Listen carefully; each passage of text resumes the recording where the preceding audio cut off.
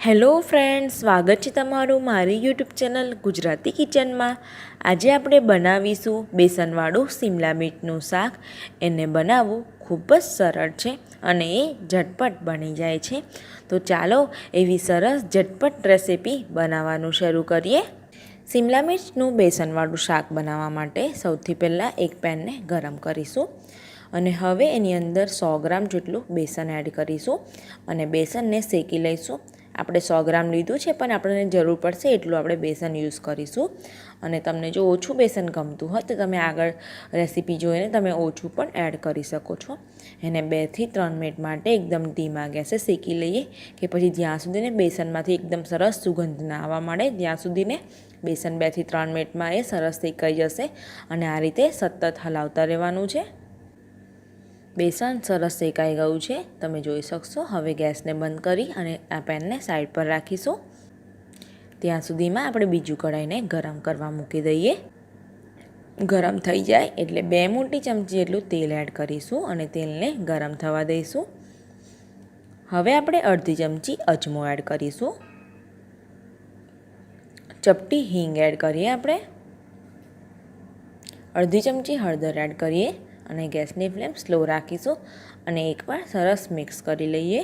હવે શિમલા મિર્ચ લીધા હતા 2 મીડિયમ સાઇઝના, આ રીતે કાપી લીધા છે।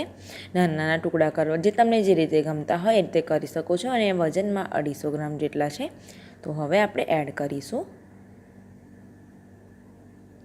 મીઠું એડ કરી દઈએ સ્વાદ અનુસાર અને સરસ મિક્સ કરી લઈશું આપણે। શિમલા મિર્ચમાં પાણીનો ભાગ રહેલો હોય એટલે પાણી એડ નહીં કરવાનું। સરસ મિક્સ થઈ ગયું છે તો હવે આપણે ઢાંકી અને વચ્ચે વચ્ચે ચેક કરી શિમલા મિર્ચ જ્યાં સુધી ચડી ના જાય ત્યાં સુધીને સ્લો ટુ મીડિયમ ગેસ પર શેકી લઈશું।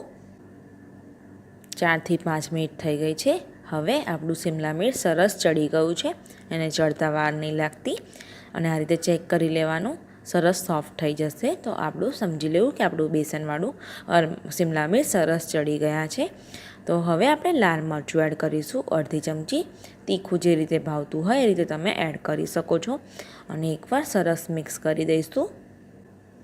મિક્સ થઈ ગયા પછી 1 મોટી ચમચી દળેલી ખાંડ એડ કરીશું।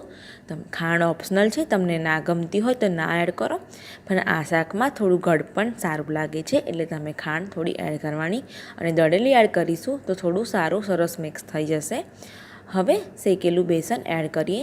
પહેલાં આપણે થોડું એડ કરીએ એટલે જેટલું જરૂર પડે એટલું, પછી આપણને લાગે તો આપણે ફરીથી એડ કરી દઈએ। તો હવે આપણે બેસનને એડ કર્યા પછી સરસ મિક્સ કરવાનું છે અને ગેસની ફ્લેમ એકદમ સ્લો કરી રાખવાની છે।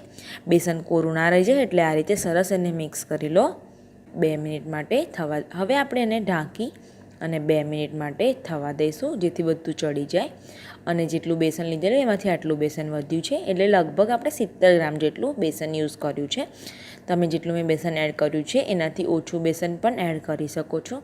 2 મિનિટ થઈ ગઈ છે, શાક સરસ બનીને તૈયાર થઈ ગયું છે।